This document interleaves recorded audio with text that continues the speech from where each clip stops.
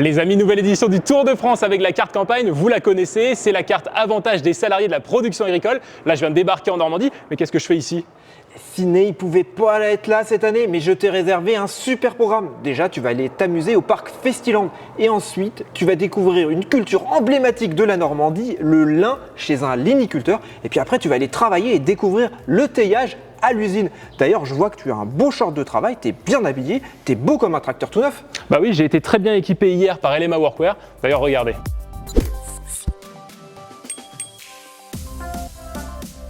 Je porte du LMA Workwear et vous aussi, vous pouvez en remporter sur le site de la carte campagne, notamment comme cette combinaison. Allez, je vous montre. Est-ce que tu peux me présenter un petit peu la marque? Alors, LMA Workwear existe depuis 1880, appartient à une société française, familiale depuis 7 générations. Et est-ce que cette marque, elle a un lien avec l'agriculture? Elle a un lien fort avec l'agriculture. On fait beaucoup de vêtements pour les agriculteurs.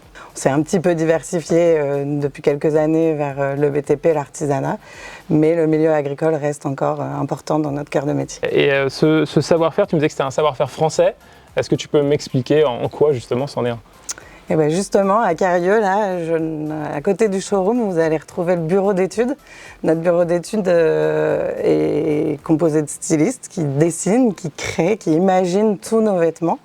Donc ici en France. Et puis après, on maîtrise toute notre chaîne de fabrication. On va aller choisir notre bouton, nos fils, nos tissus, nos poches, nos accessoires et donner tout ça à nos fabricants avec le dessin qu'on a dessiné nous-mêmes, et ça fait un produit qui est totalement conçu par la France.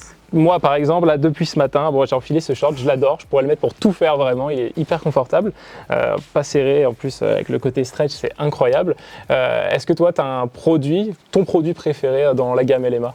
Je ne veux pas être très original parce que je préfère plutôt le pantalon, moi, personnellement. Okay. Il est hyper léger, donc parfait pour l'été.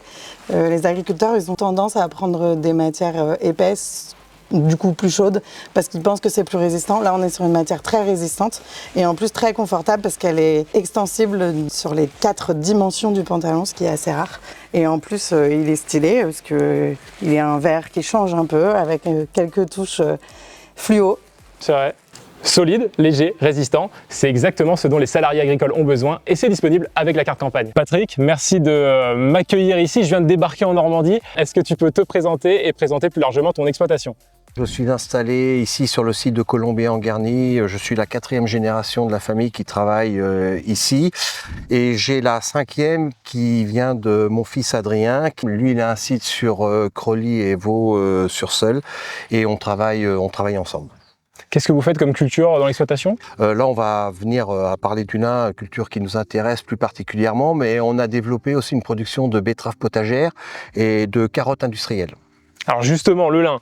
Bon, moi je viens de Bretagne. Je t'avoue, la première fois que je suis passé devant un champ de lin, je ne savais pas que c'était du lin. Est-ce que tu peux m'en parler? Comment ça fonctionne cette culture? Quels sont les tenants, les aboutissants? Comment on fait pour tout simplement cultiver du lin?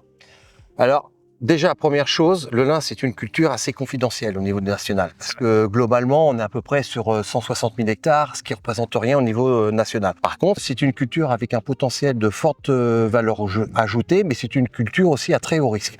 À très haut risque parce que les marchés peuvent être très fluctuants. Aujourd'hui, on a des marchés qui sont porteurs et tout va bien. On a nos acheteurs qui demandent beaucoup de marchandises et c'est quelque chose, c'est une fibre un peu naturelle, donc qui est un peu dans l'air du temps, mais on a aussi connu des années où notre marché, on ne trouvait pas de débouchés.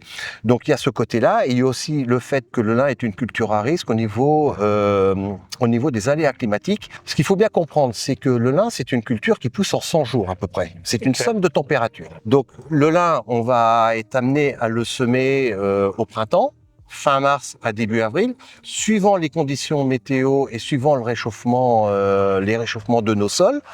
Et entre à peu près 3 mois plus tard, on va les arracher.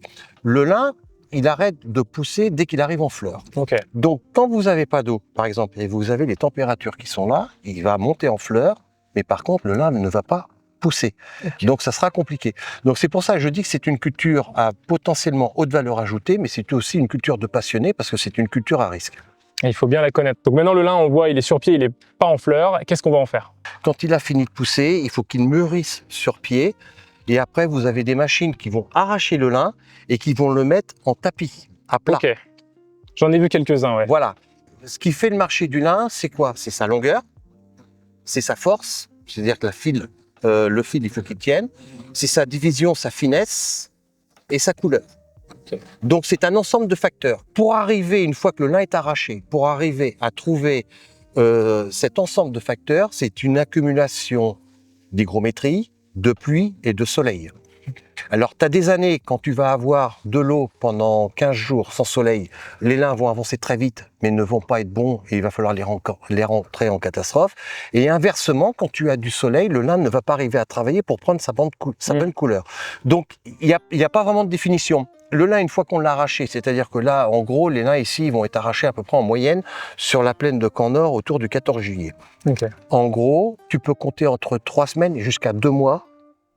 Ok, donc voire jusqu'à plus de 2 mois, jusqu'à fin septembre pour pouvoir les rentrer. Tout dépend des aléas météo, des conditions météo qu'on va avoir pour que le lin puisse travailler. Ok. Et ensuite, qu'est-ce qu'on va en faire de ce lin? Suivant comment il est, suivant la date où on est, on va prendre des échantillons, on passe ça dans l'usine, dans l'unité de taillage qui nous permet, tu verras ça tout à l'heure, qui nous permet d'obtenir la fibre. Et suivant la qualité qu'il a et suivant la saison, comment elle est avancée, on va décider, en commun accord avec le tailleur, de savoir s'il faut le rentrer ou pas le rentrer. Une fois qu'on a décidé, on va le rouler, c'est-à-dire qu'on va prendre des round ballers, un peu des round ballers comme pour rouler de la paille, sauf qu'ils sont des adaptations au niveau des pick-up, et on va enrouler nos nappes de lin, qui sont toujours sur le sol, de manière à en faire des rouleaux. Et on va les stocker chez nous. Et donc ensuite, ça part au taillage, c'est ça? Ouais, tu les emmèneras tailler dans l'unité de taillage avec lequel tu as passé un contrat. Bah merci Patrick, maintenant on va aller voir le taillage justement.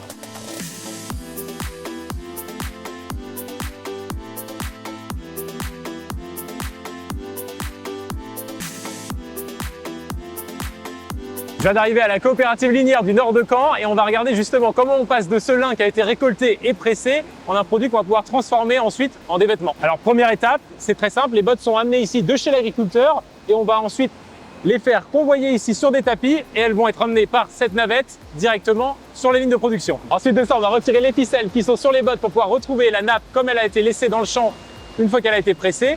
Et on va pouvoir la récupérer comme on la voit ici. Elle va être triée et emmenée directement sur les broyeurs. Alors là, cette machine, elle va venir préciser ce qu'a fait l'homme. Donc on va encore plus aligner la nappe pour qu'ensuite rentrer dans les broyeurs. Donc tout là, on va avoir une longue lignée de broyeurs.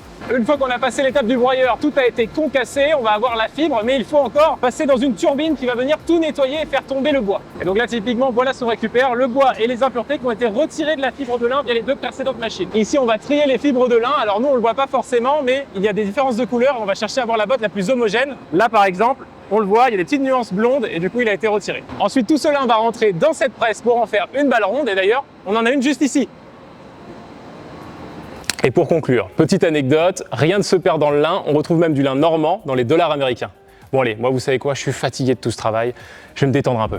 Les amis, avec la carte campagne, vous savez, on a des avantages dans toute la France. Là aujourd'hui avec le Tour de France, on est à Caen et à 5 km de Caen, nous avons le parc Festiland.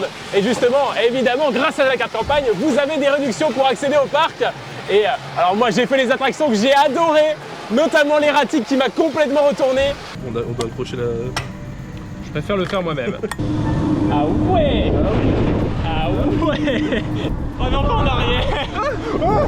Mais qu'est-ce qui s'est passé là? Oh là, ça m'a coupé là!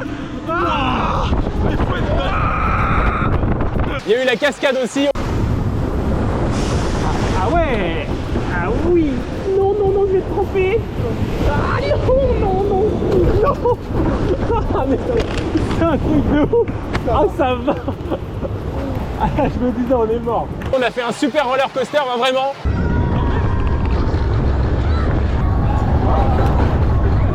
Il y a des attractions de ouf, je vous conseille de venir à ce parc!